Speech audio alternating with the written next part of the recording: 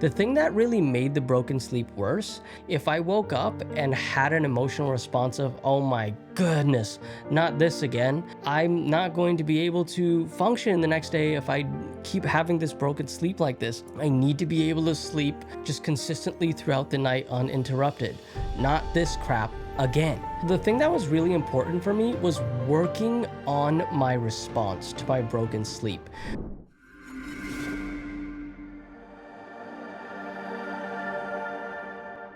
Hey there, my name is Junior from the CFS recovery team, and in this video, I'm going to be talking to you about some sleep tips and tricks that have really helped me throughout my recovery as well. And I wanted to talk about a few things that I've experienced in the nighttime during my recovery. Now, before I move forward, I just wanted to quickly preface that I am in no way, shape, or form a doctor, medical professional, mental health professional. I just happen to be an individual who has gone through this condition much like yourself, which is probably why you're watching.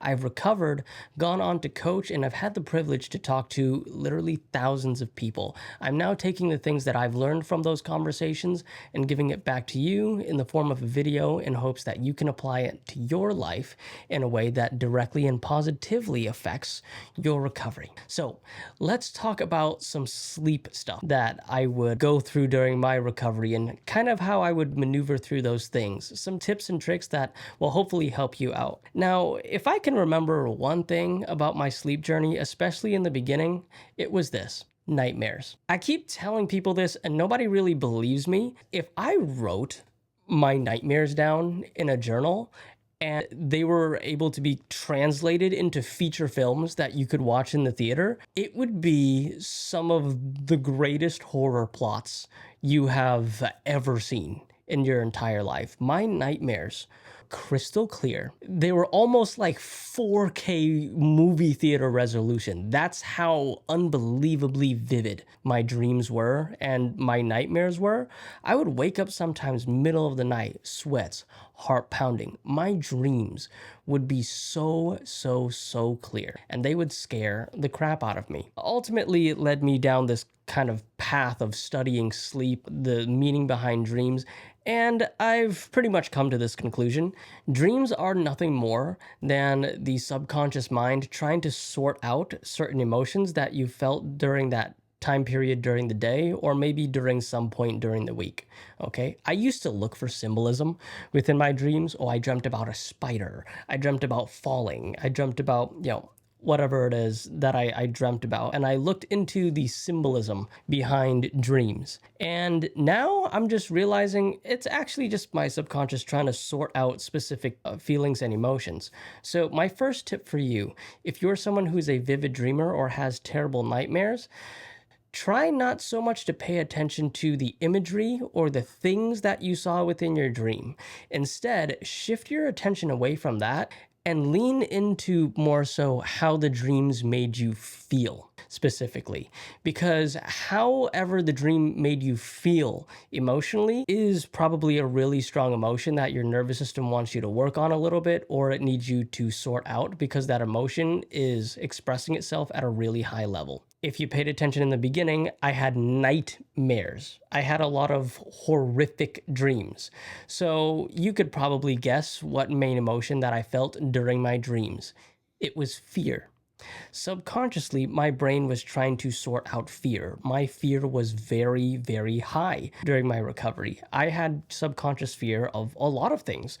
I had subconscious fear about reintroducing food, about walking, about doing too much, if I was ever going to recover, if I was ever even just going to get better in general.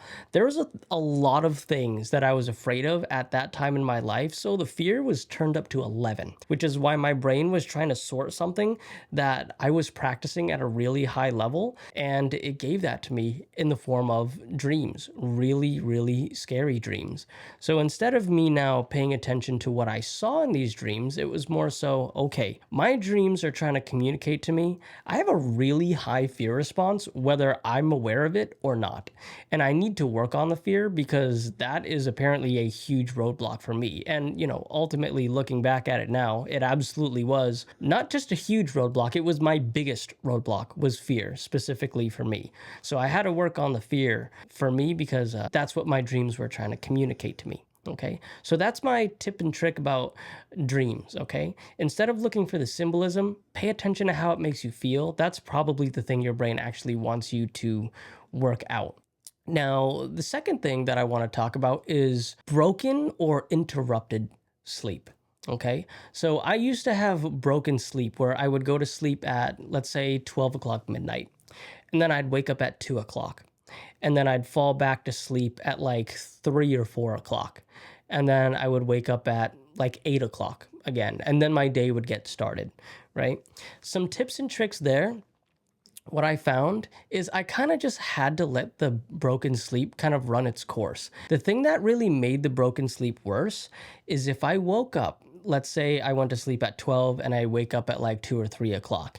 If I woke up and had an emotional response of, oh my goodness, not this again, I'm not going to be able to function the next day if I keep having this broken sleep like this. I need to be able to sleep just consistently throughout the night uninterrupted, not this crap again. Right. And so the thing that was really important for me was working on my response to my broken sleep. So instead, I actually had to change how I responded, kind of like give you an example. I'd go to sleep at 12, I'd wake up at like 2 or 3, and then I'd say, oh, okay, it's 2 or 3 o'clock. That's, you know what? Fine, whatever. I'll fall asleep again if I can fall asleep again. It's not the end of the world, right? Sure, it's inconvenient, but what are you going to do? Coming to that neutral acceptance and then going back to sleep for a couple hours and then waking up and then going back to sleep for a couple hours. And then the next day, if I was tired because I had broken sleep, instead of dwelling over that and saying, you see, now I'm exhausted the next day because I had broken sleep the previous day. The thing is, if you don't respond well to not being able to sleep, it's going to translate into you being exhausted the next day. And then what's going to happen if you do that consistently enough, it'll put you in a loop where you're actually scared to go back to sleep the next night because you know you're not going to get enough sleep. And then you're going to wake up the next day exhausted. And then the cycle of fear just continues. So if you want to be able to break that cycle, do what I did. When you wake up, try not to make a huge deal out of it and just say, you know what? It's not the end of the world. Fine. I have broken sleep. Fine. I'm going to be tired tomorrow. It's okay. I'll work with what I have and I'll do what I can with what I have. It's not the end of the world. So that's what I would recommend for broken sleep. Let's talk about something that I called a second morning. So what I'm talking about is a second morning is later on in my recovery, what would actually happen? I would be able to sleep throughout the night, except I would wake up just a little bit earlier than I was supposed to. So let's say I would be able to go to sleep 11, 12 p.m. And then I would wake up maybe at around 5 a.m. Okay, so I would get a good maybe 5-6 hours of sleep, which was good, right? I would wake up around 5, and then I'd go on my phone from like maybe 5 to 7 o'clock. And then all of a sudden I'd just fall asleep again at 7 o'clock. And then I'd wake up maybe around 9, 10 a.m. in the morning.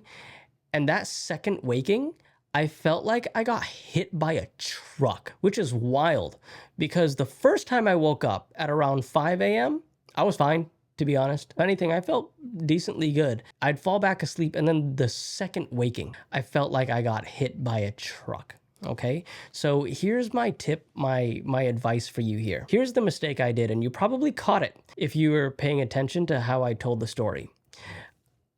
Don't look at your phone when you wake up the first time. That's the thing that I did. For whatever reason, when you wake up that first time, you're running on adrenaline.